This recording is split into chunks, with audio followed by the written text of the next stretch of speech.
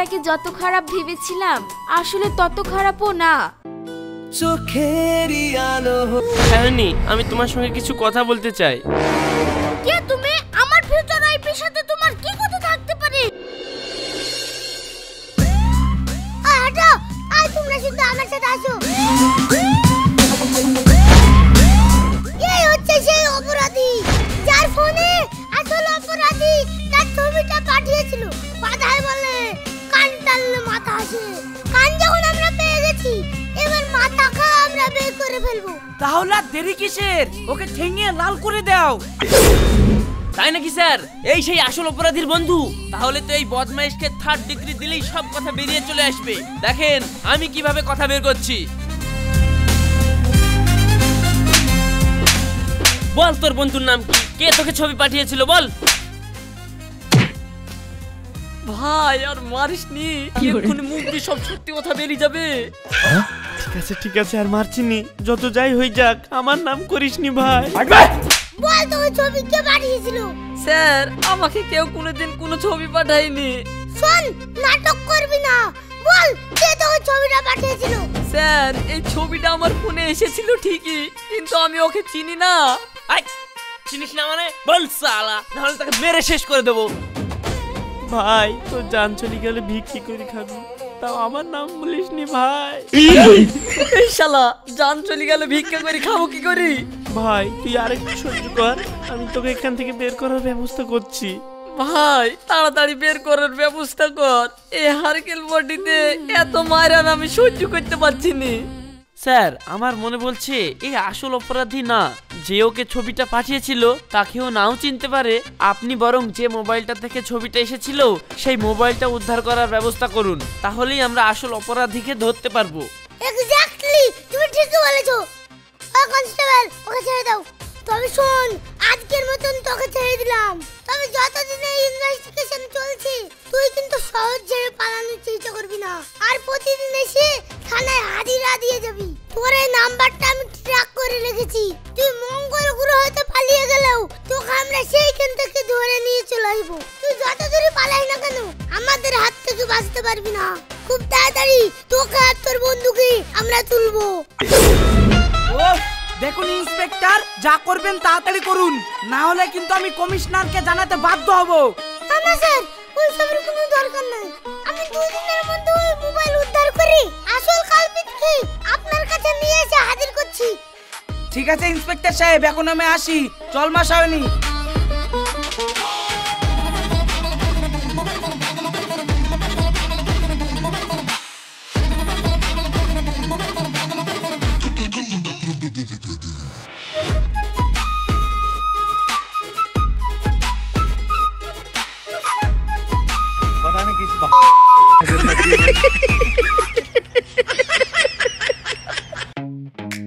দেখুন ম্যাডাম, আমি আর পারছি না, তাই আমি সিদ্ধান্ত নিয়েছি আপনার আব্বাকে আমি সব সত্যি কথা বলে দেব।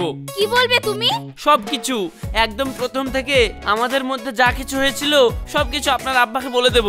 তারপরে আমার কপালে যা আছে তাই হবে। বড় জোর আমার আব্বা হার্ট অ্যাটাক করে মারা যাবে, না হয় আমার মান সম্মানটা চলে যাবে, এর থেকে তো বড় কিছু হবে না। কিন্তু ম্যাডাম একটা কথা মনে রাখবেন, এই সব কিছুর পাপ কিন্তু আপনার ঘাড়ে যাবে। আমার ঘরে পাপ যাবে মানে? আমি আবার কি করলাম? আপনার জন্য তো সব হচ্ছে। আমি কতবার আপনার পা ধরে বলেছি যে আমি জেনে বুঝে ওই কাজটা করিনি, কিন্তু আপনি তো বিশ্বাসই করছেন না। ও, তার মানে তুমি আমার আব্বুকে সব সত্যি কথা বলতে চাও, তাই তো? ঠিক আছে, আমি আব্বুকে ডাকছি।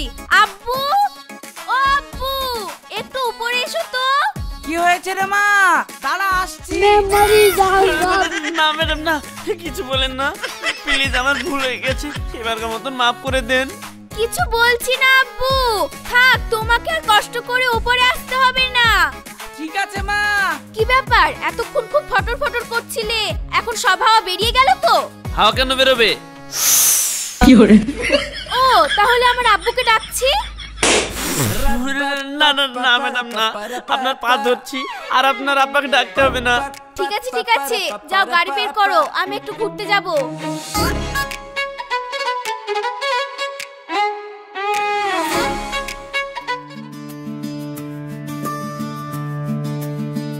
ম্যাডাম 1 মিনিট শুনুন, আপনার সঙ্গে আমার কিছু জরুরি কথা ছিল।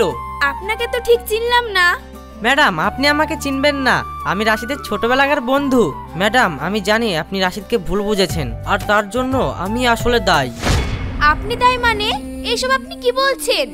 আসলে কিছুদিন আগে আমি নেশার ঘরে ভুল করে রাশিদকে একটি খারাপ ভিডিও পাঠিয়ে দিই, আর সেদিনের পর থেকে আমার সাথে ঝামেলা করে আমার সাথে সব যোগাযোগ বন্ধ করে দিয়েছে। আর ওই ভিডিওর কারণে আপনিও রাশিদকে ভুল বুঝেছেন। আসলে দোষটা ছিল আমার। ও খুব ভালো ছেলে ম্যাডাম, ওকে আপনি ক্ষমা করে দিন। ঠিক আছে, তুমি এখন যাও। তার মানে আমি সত্যিই ছেলেটাকে ভুল বুঝেছিলাম। সেদিনের ভিডিওটা তাহলে ভুলবশত ওর বন্ধু পাঠিয়েছিল।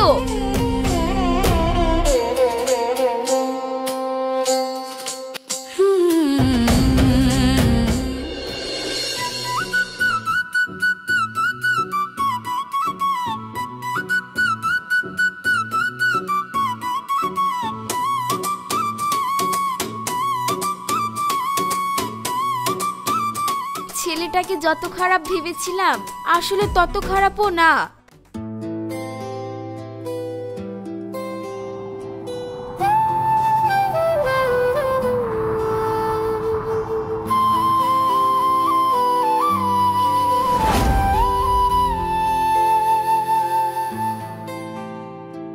চোখেরই আলো হয়ে স্বপ্নের সিঁড়ি বেয়ে তোকে দেখি বারবার। মনে মানুষের কাছে সে মনটা যে আমার ভালো লাগে। তুই হাসলে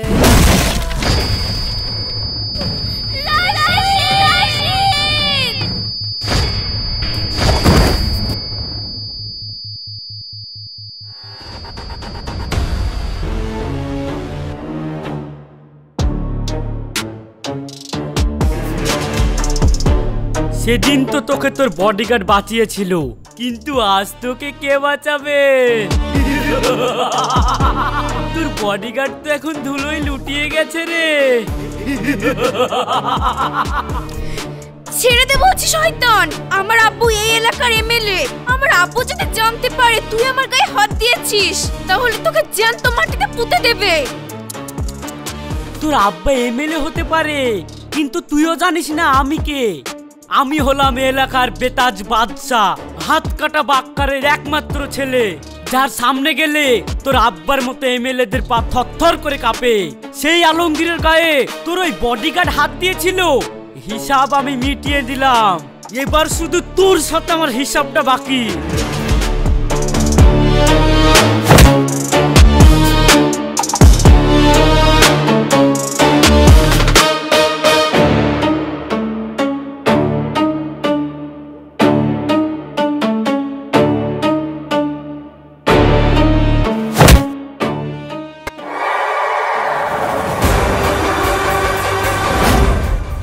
হতে পারে তোর আব্বা এই এলাকার ডন, কিন্তু আমাকেও চিনিস না।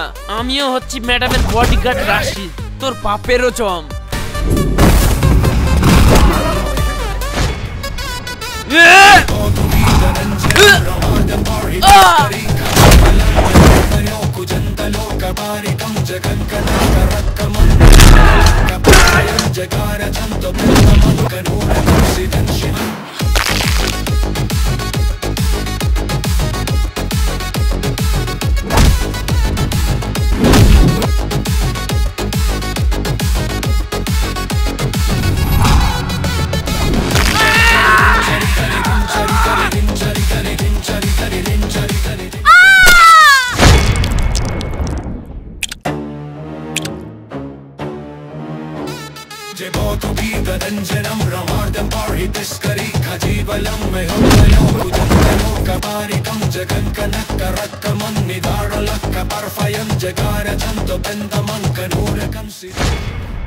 রাশিদ, তোমার কিছু হয়নি তো? এ কি, তোমার হাত কেটেছে, রক্ত বের হচ্ছে।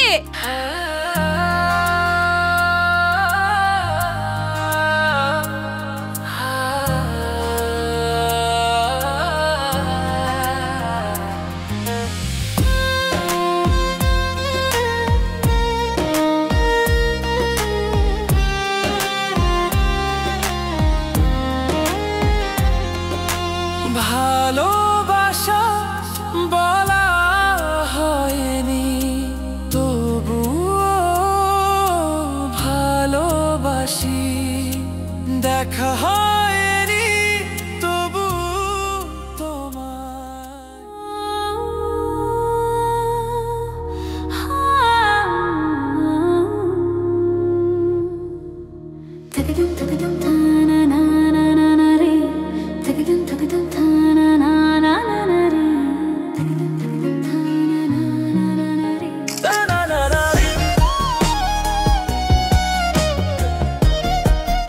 ম্যাডাম চলে এসেছেন?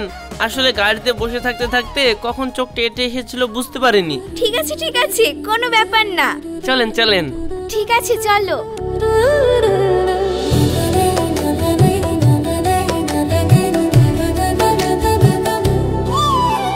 নি রে রে গা গা গা মামা মামা পাপা মগরে সা।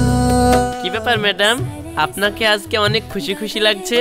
হ্যাঁ আজকে আমি অনেক খুশি। চলো তুমি।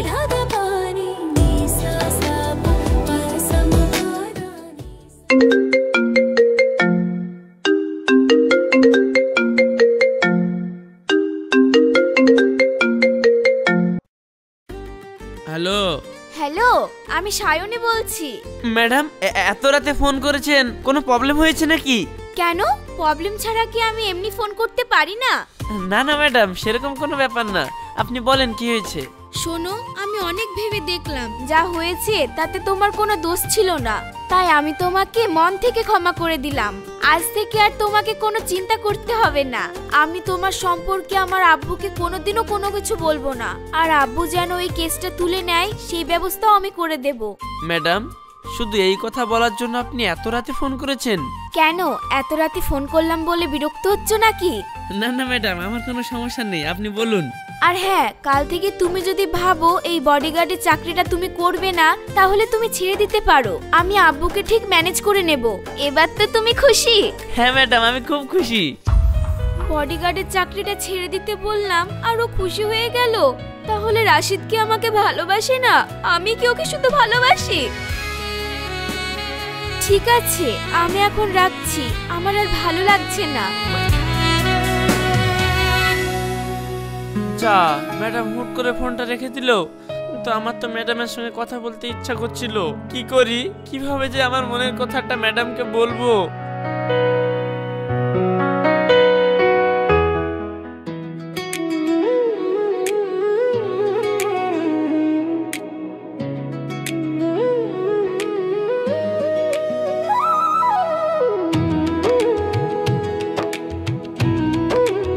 সায়নী মা, একটু ভেতর আই তো। হ্যাঁ আব্বু বলো। সায়নী মা, তুই তো জানিস আমার দুবার হার্ট অ্যাটাক হয়ে গেছে। কখন কি হয় না হয়, তাই আমি চাই আমি সুস্থ থাকতে থাকতে একটা ভালো ছেলে দেখে তোর বিয়েটা দিয়ে দিই। বিয়ে? কিন্তু আব্বু, আমার তো এখনো বিয়ের বয়স হয়নি। দেখ, বয়সটা কোনো ব্যাপার না, আমি চাই তুই সুখী হো। আমার কিছু হয়ে গেলে তুই একা কি করবি? তাই বলছি এই বিয়েটা আর অমত করিস না মা। আমি তোর জন্য একটা ভালো ছেলে দেখেছি, সে হচ্ছে রাশিদ, তোর বডিগার্ড।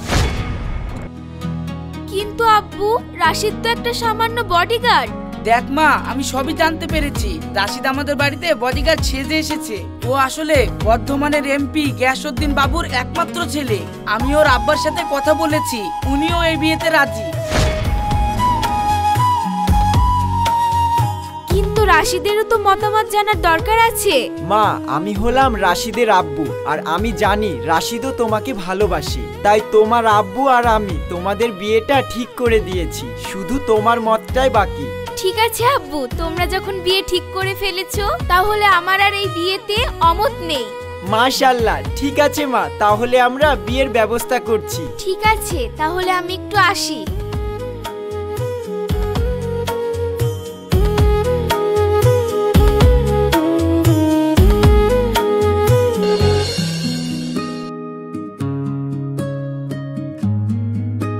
কি ব্যাপার রাশিদ, আমাদের বিয়ে ঠিক হয়ে গেল, কিন্তু তোমাকে এত চিন্তিত মনে হচ্ছে কেন? তুমি কি এই বিয়েতে খুশি না? দেখো সায়নী, প্রথম যেদিন তোমাকে আমি দেখি সেই দিনই ভালোবেসে ফেলেছিলাম। তারপরে থেকেই আমি তোমাকে ফলো করা শুরু করি। তাই? তাহলে তুমি আমাকে শুরু থেকেই ভালোবাসো? I am so lucky. হ্যাঁ, আমি শুরু থেকেই ভালোবাসি, কিন্তু আমি তোমাকে বিয়ে করতে পারবো না। তুমি আমাকে ভালোবাসো? তুমি আমাকে ভালোবাসার জন্য আমার বডিগার্ড হিসেবে থাকলে, তাহলে এখন বিয়ে করতে পারবো না বলছো কেন?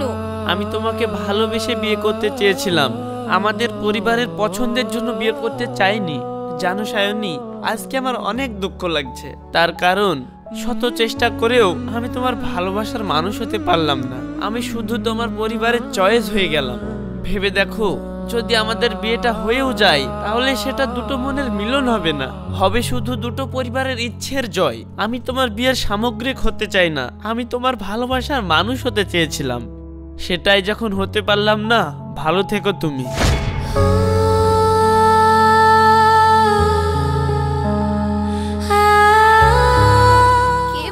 আমি তোমাকে ভালোবাসিনি, আমি তো তোমাকে সেদিন থেকেই ভালোবেসে ফেলেছি, যেদিন তুমি ছিলে আমার ছায়া, আমার বডিগার্ড। কিন্তু দুঃখের বিষয়, আমার মনের কথাটা জানাতে পারিনি।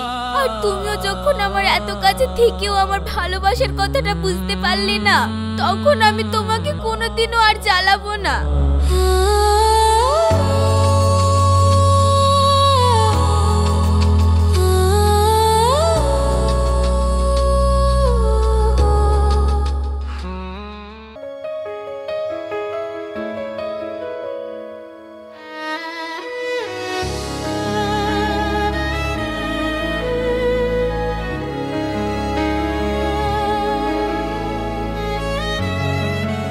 আঙ্কেল, সায়নী তো বিয়ে হয়ে যাচ্ছে, তাই আমি আপনাকে একটা কথা বলতে চাই। হ্যাঁ বলো বাবা। আঙ্কেল, আজ আমি আপনার কাছে একটা সত্যি স্বীকার করতে এসেছি। এতদিন আপনারা সায়নীর সঙ্গে দুর্ব্যবহার করা যে ছেলেটাকে খুঁজছিলেন, সেই ছেলেটা আর কেউ নয়, সেটা হচ্ছে আমি। আমি জানি বাবা। আপনি সব জানেন? হ্যাঁ, সায়নী আমাকে তোমার করা ভুলের কথা সবই বলেছে। আবার এটাও বলেছে সবকিছু করার পরেও অজান্তে ও তোমাকে ভালোবেসে ফেলেছিল। তাই তো তোমার বাবার আমি মিলে তোমাদের বিয়েটা ঠিক করেছিলাম। কিন্তু হঠাৎ তুমি যখন বিয়ে করতে রাজি হলে না, সায়নী খুব দুঃখ পায়। তাই আমার উপরে অভিমান করে এই বিয়েটা করতে যাচ্ছে। আমি জানি ওর এই বিয়েতে একদম ইচ্ছা নেই বাবা। ও শুধু জেদের বসে নিজের জীবনটা শেষ করতে চলেছে।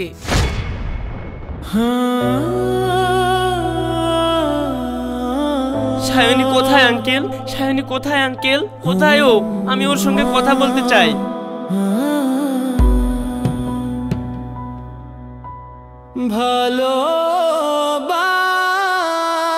ভালোবাসা স্মৃতি, ভালোবাসা স্মৃতি।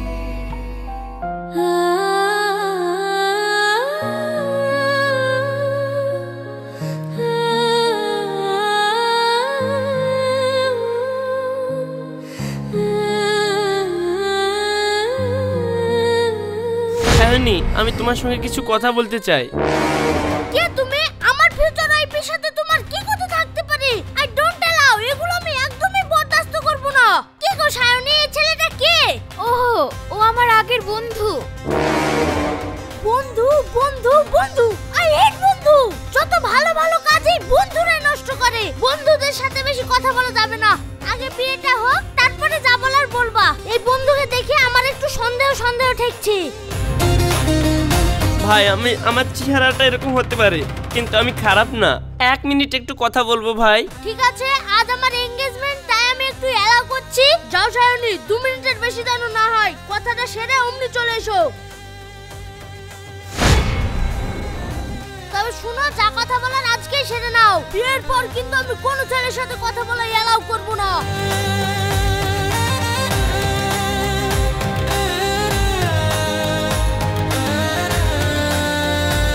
দেখো রাশিদ, আমার বিয়ে হতে চলেছে।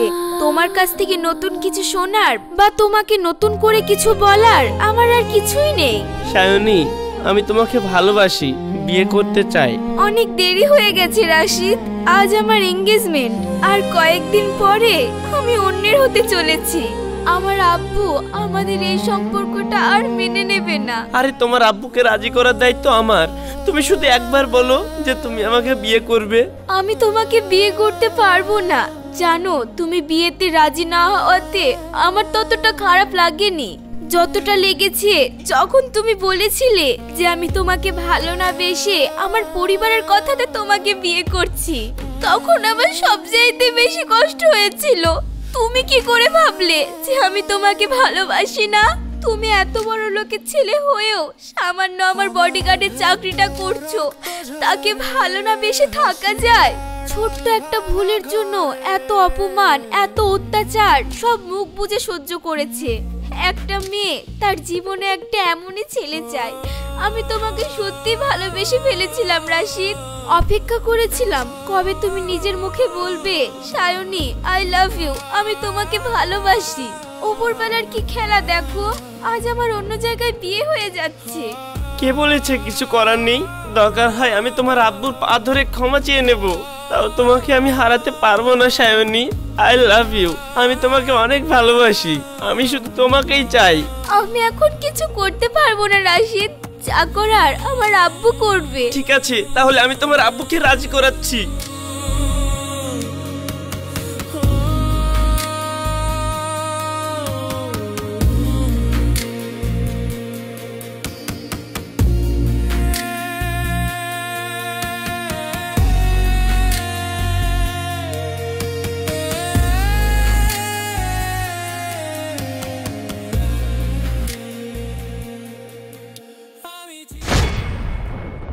আব্বা, আমি আপনার মেয়েকে খুব ভালোবাসি, আপনার মেয়েকে আমি বিয়ে করতে চাই। আপনি যতক্ষণ এই বিয়ে ক্যান্সেল করে সায়নীর সঙ্গে আমার বিয়ে না দিচ্ছেন, আমি ততক্ষণ আপনার পা ছাড়বো না। আরে আরে, আমি তো বিতে রাজি ছিলাম, তুমি তো বিতে রাজি হলে না। পাগলামো করিস না রাশিদ, পা ছাড়, অনেক মানুষে দেখছে। আব্বা, আমি পাগলামো করছি না, আমার বিয়ে না দিলে আমি সত্যি সত্যি পাগল হয়ে যাব। তুমি সায়নীর সঙ্গে আমার বিয়েটা তাড়াতাড়ি দেওয়ার ব্যবস্থা করো। আর তাছাড়া ছোট ছেলের কথা, কখন কি বলেছি না বলেছি ওইসব কথা বাদ দাও।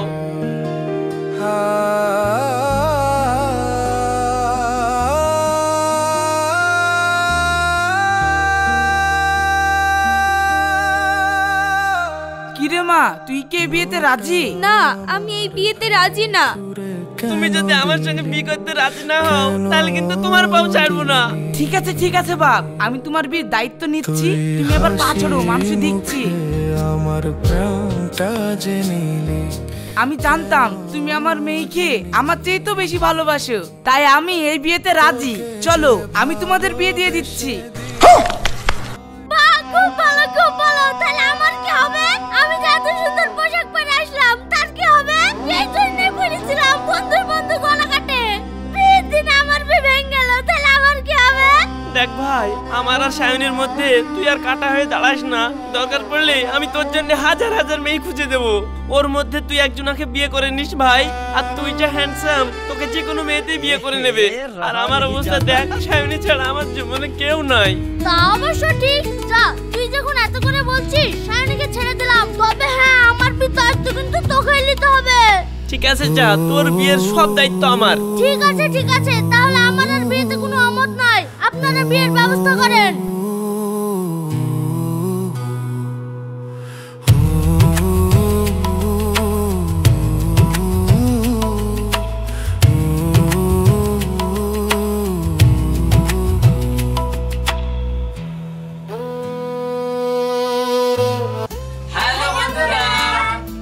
বিশেষ সুখবর, নাম্বার ওয়ান গ্রামীণ টিভিতে আবারও অডিশন। আমরা 35টা ইউটিউব চ্যানেল খুলেছি, যেখানে আমাদের অনেক ছেলে মেয়ের প্রয়োজন। তাই আপনারা যারা চাইছেন আমাদের সঙ্গে কাজ করতে, তারা চলে আসুন আমাদের অডিশনে। অডিশনের তারিখ 16 নভেম্বর 2025। এখানে থাকা, খাওয়া এবং প্রতি মাসে বেতনের সুব্যবস্থা আছে। তাই দেরি কিসের, চলে আসুন আমাদের অডিশনে। আমাদের ঠিকানা রায়পুর কল্যাণপুর রোড, নওয়াদা, মুর্শিদাবাদ। আমাদের লোকেশন যদি আপনারা সার্চ করেন নাম্বার ওয়ান গ্রামীণ টিভি স্টুডিও বা রওশন টিভি স্টুডিও, তাহলে আপনারা দেখতে পাবেন। আর ডেসক্রিপশনে আমাদের লোকেশনের লিংক দিলাম, ওখান থেকে আপনারা আমাদের লোকেশন দেখে চলে আসতে পারবেন। বন্ধুরা তাড়াতাড়ি চলে আসুন আমাদের স্টুডিওতে অডিশন দিতে।